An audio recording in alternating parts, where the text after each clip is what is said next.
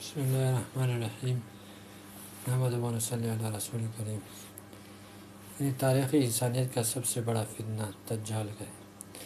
جب سے دنیا بنی ہے آدم علیہ السلام سے لے کر قیامت کی صبح تک کائنات کی تاریخ کا سب سے بڑا خطرناک فتنہ دجال کا فتنہ ہے۔ دجال کے فتنے کی مثال یوں سمجھے کہ ایمان کی شمع کو بجھانے کے لیے ایک پھونک آئی، پھر ہوا کا ایک جھونکا آیا، اس کے بعد ایک اور زیادہ ہوا کا جھونکا آیا، پھر تو آندھی آ گئی۔ کیا اس آندھی میں آپ ذہن میں اپنی شمع کو رکھیں گے؟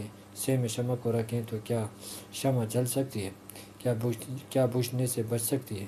اسی طرح جتنے فتنے آج تک ایمان کو لوٹنے کے لیے آئے ہیں، وہ سارے فتنے یوں سمجھے کہ جیسے وہ پھونک یا کوئی زوردار پھونک تھی یا کوئی ہلکا چھلکا جھونکا تھا، لیکن جو آندھی نما فتنہ ہے وہ دجال کا فتنہ ہے۔ اس میں ایمان کا بچانا ہر ایک کے بس کی بات نہیں ہے، بلکہ بہت بڑا مشکل کا۔ نبی کریم صلی اللہ علیہ وسلم نے فرمایا کہ فتنہ دجال یعنی آدم علیہ السلام سے لے کر عیسیٰ علیہ السلام تک سارے انبیاء علیہ السلام نے اپنے امت کو ڈرایا ہے۔ اگر دجال آ جائے تو اپنے ایمان کو بچانا، کہیں وہ تمہارے ایمان کو لوٹ نہ لے۔ جبکہ یہ بات طے شدہ ہے کہ دجال نے ان نبیوں کے دور میں نہیں آیا، بلکہ اس نے ہمارے نبی کے دور میں آیا، اس امت میں آنا تھا۔ لیکن سارے نبیوں نے کا ڈرانا اس آندھی کی، اس فتنے سے شدت کی علامت ہے کہ وہ فتنہ کتنے شدید ہوگا۔ دیکھیں، آندھی جب خوب تیز چل رہی ہو تو اس سے اپنے روشنی کو بچانے کی دو ہی صورتیں ہیں۔ ایک یہ کہ اس روشنی کو ایسی جگہ لے جاؤ جہاں پر اس آندھی کا اثر نہ پہنچے۔ دوسری صورت یہ کہ اگر اپنی روشنی کو اتنا طاقتور بناؤ کہ اتنا پائیدار، اتنا مضبوط بناؤ کہ آندھی چاہے کتنا ہی طاقتور کیوں نہ ہو مگر آپ کی روشنی پر اثر انداز نہ ہونا پائے۔ ان دو کے علاوہ کوئی تیسری صورت نہیں ہے۔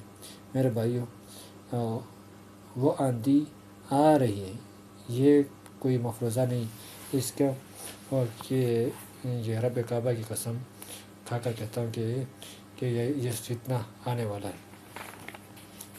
نبی کریم صلی اللہ علیہ وسلم نے فرمایا، جب تم دجال کے خروج کی خبر سنو تو تم اس کو دیکھنے کے لیے نہ نکلو، تماشائی نہ بن جاؤ، کیونکہ آج میڈیا کا دور ہے، تو جو ہی دجال کا خروج ہوگا تو یہ سارے چینلز اس کے ایڈورٹائزنگ کریں گے۔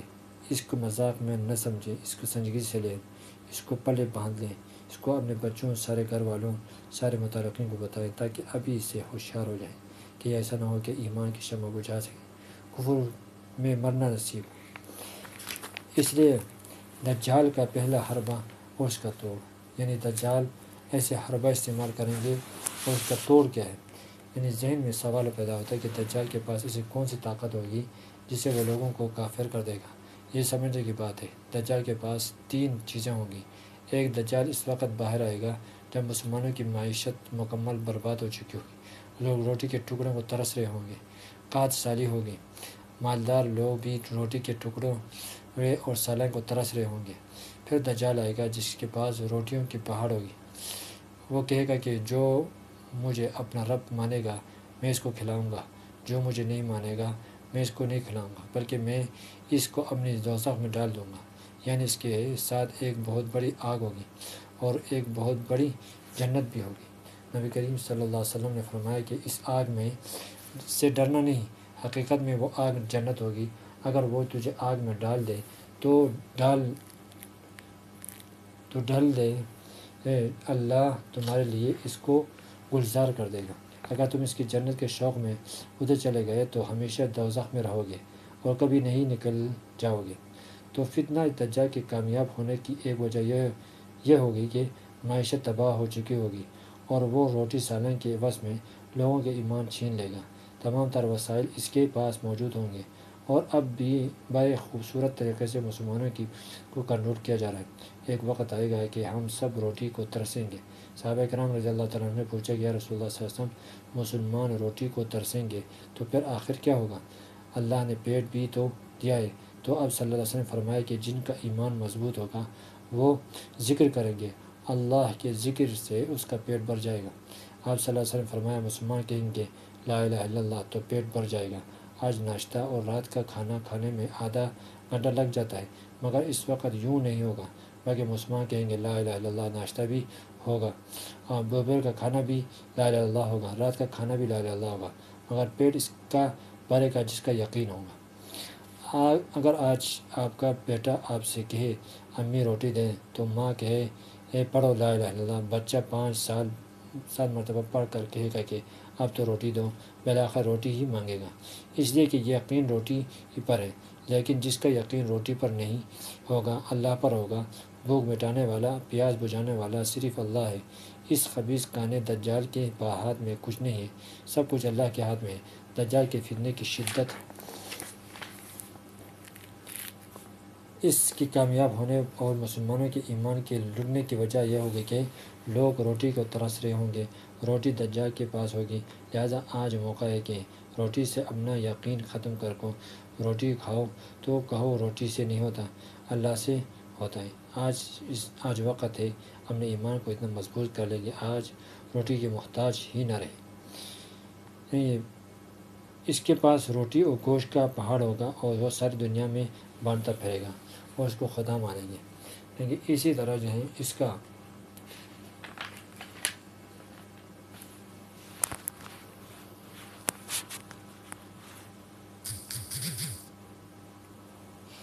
دجال کا دوسرا حربہ، اس کا توڑ۔ دجال ایمان کو لوٹنے کا دوسرا حربہ یہ ہوگا کہ وہ جادوگر ہوگا۔ جو کوئی اس کے سامنے آئے گا وہ اس پر ایک منتر پڑھے گا اور اس کو اپنا گرویدہ اور غلام بنا دے گا۔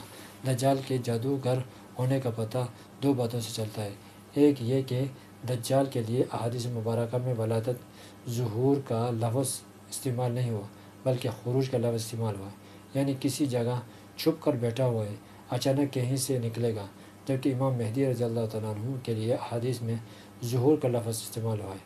وہ ظاہر ہوں گے، یعنی وہ لوگوں میں رہتے ہوں گے اور عام سے انسان ہوں گے، لیکن اچانک پتہ چلے گا کہ امام مہدی رضوان اللہ تو یہ ہیں۔ ہم عام طور پر جادوگر تنہائیوں، غاروں اور قبرستانوں اور جنگلوں میں بیٹھ کر اپنے منتروں کے ذریعے سے جنات شیاطین کو قابو کر کے ان کی مدد کو حاصل کرتے ہیں، پھر اس طاقت کو لے کر باہر نکلتے ہیں اور لوگوں پر حملہ آور ہوتے ہیں۔ ایک حدیث میں یوں بھی آیا ہے کہ دجال ایک شخص کے پاس آئے گا اور اس سے کہے گا کہ مجھے رب مان لو۔ وہ شخص کہے گا کہ تجھے رب کیوں مانوں؟ کانے کہیں گے یہ تو وہ میرے جیسا ہے۔ وہ کہے گا کہ تیرے ماں باپ جو دنیا سے چلے گئے، اگر میں کو دوبارہ زندہ کر دوں، وہ تجھے اٹھ کر کہیں گے کہ بیٹا یہ تیرا رب ہے، تو پھر تو مجھے رب مانے گا؟ وہ کہے گا کہ یہ کیسے ہوگا؟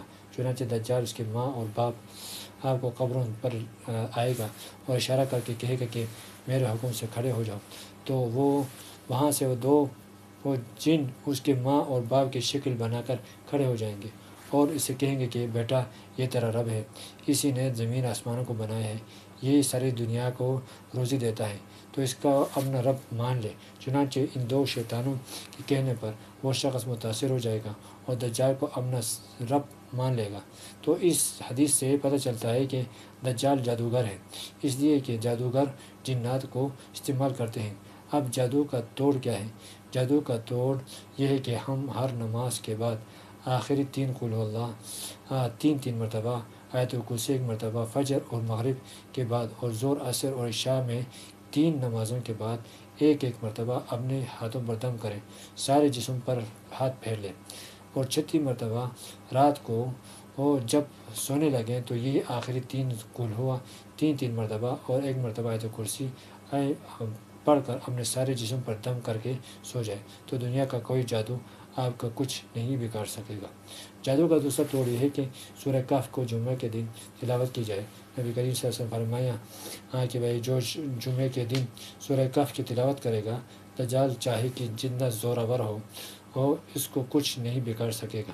دوسری حدیث میں آپ صلی اللہ علیہ وسلم فرمایا کہ جو آدمی سورہ کہف کی ابتدائی 10 آیات یاد کرے گا، اس کے زمانے میں اگر دجال ظاہر ہو جائے تو دجال اس کا کچھ نہیں بگاڑ سکے گا۔ ایک حدیث میں یوں ہے کہ جو کچھ سورہ کہف کے آخری 10 آیاتیں پڑھ لے گا تو اللہ تعالیٰ اس کے دجال کے فتنے سے بچائیں گے۔ صبح کو سورہ کہف کی شروع کی 10 آیاتیں پڑھیں اور سورہ کہف کی آخری 10 آیاتیں شام کو پڑھنے۔ دیکھیں کہ نبی کریم صلی اللہ علیہ وسلم ہمیں اسباب کے تو سارے اسباب تو سارے دیے ہیں، مگر کاش کہ ہم اپنے نبی کریم صلی اللہ علیہ وسلم کی تعلیمات اور ہدایت پر عمل کریں۔ دجال کا تیسرا حربہ اور اس کا توڑ۔ دجال کا تیسرا حربہ اس کا عجیب و غریب کرتب ہے۔ وہ لوگوں کے مارے گا، پھر زندہ کرے گا۔ اجڑی ہوئی بنجر اور غیر آباد زمین کو وہ حکم کرے گا کہ وہ ایک دم لہلہاتے فصل بن کر تیار ہو جائیں گے۔ ہرے بھرے باغات کی طرف اشارہ کرے گا تو وہ ایک دم جڑ کر ختم ہو جائیں گے۔ یہ سب اس کے کرتب ہوں گے جو وہ دکھائے گا۔ اس حربے کا حل دو باتیں ہیں۔ ایک یہ کہ اس کے کرتب دیکھو ہی نہیں، جب دجال کا خروج ہوگا تو یہ سارے چینل جتنے بھی ہیں، ٹی وی چینل، دجال کو ڈنڈورا پیٹیں گے۔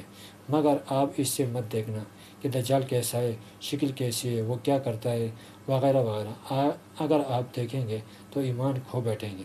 دجال کے سارے کرتب ایمان لوٹنے کو ایک حربہ ہے۔ اللہ نے اس کو یہ طاقت دی ہے تاکہ اپنے بندوں کو آزمائے۔ کون اس کے کانے کو خدا مانتا ہے، کون محمد مصطفیٰ صلی اللہ علیہ وسلم کو مانتا ہے، کون اس کے کانے کو پیچھے چلتا ہے، کون سرکار مدینہ کے پیچھے چلتا ہے، کون اس بدصورت کے پیچھے چلتا ہے، کون سب سے زیادہ حسین و جمیل سارے نبیوں کے سردار امام الانبیاء کے پیچھے چلتا ہے۔ نبی کریم صلی اللہ علیہ وسلم کا ارشاد گرامی ہے، جسے تم کو پتہ چلے گا کہ دجال باہر آ گیا ہے تو اس کے سامنے نہ جانا، بلکہ پہاڑوں کا رخ کرنا، جا کر چھپ جانا جہاں اس کی رسائی نہ۔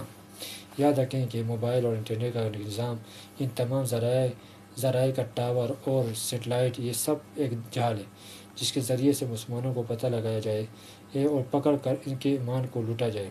یہ تمام انٹرنیٹ کا نظام اس لیے نہیں بچھایا گیا کہ آپ یہاں سے بیٹھ کر کسی دوسرے ملک میں کسی سے بات کریں، بلکہ یہ جال اس لیے بچھایا گیا ہے کہ جب ان کے دجال آئے گا تو ہر ایک کو پتہ لگانا آسان ہوگا، اس کو دجال کا غلام اور کافر بنانا آسان ہوگا۔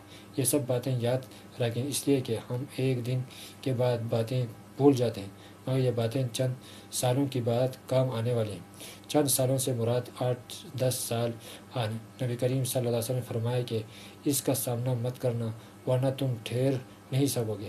اس لیے ابھی سے موبائل کے تعلق کو کم کرنے کے مشق کریں۔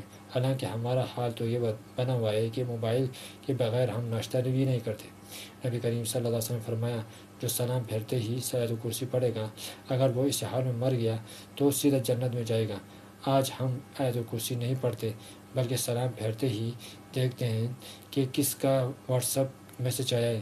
موبائل کے ساتھ ایسا تعلق ہو گیا۔ کھانے میں بیٹھے ہوئے ہیں، باتیں بھی کر رہے ہیں، کھانا بھی کھا رہے ہیں، گاڑی چلا رہے ہیں، بات بھی کر رہے ہیں، موٹر سائیکل چلا رہے ہیں، ایک ہی ہاتھ میں ہینڈل پکڑا ہوا ہے، بغیر کلک کے گیئر دبا رہے ہیں۔ آج بہنگی بھی ایک ہاتھ میں گٹر اور گندگی نکال رہے ہیں اور دوسرے ہاتھ موبائل پر بات بھی کر رہے ہیں۔ اس لیے موبائل کے تعلق اور استعمال کم کریں تاکہ جب دجال باہر آئے تو ہمارے لیے ایک دم موبائل کو چھوڑنا آسان ہو جائے، ورنہ یہ جو بار بار کھولنے اور بار بار چیک کرنے کی عادت ہے ہمیں اس وقت مروائے گا۔ دوسرا طریقہ اس کے کرتبوں سے بچنے کا یہ ہے کہ اگر کہیں پہاڑوں میں چھپ نہیں سکتے تو پھر اپنا ایمان ایسے مضبوط کرو کہ اللہ کی عظمت کی برائی کو اپنے دل اور دماغ میں اتنا پیوست کر لو کہ ساری کائنات مشاہدے سے ہماری یقین اٹھ جائے اور ایک اللہ کی ذات پر یقین آ جائے۔ ایمان کی حفاظت کی 3 جگہیں ہیں۔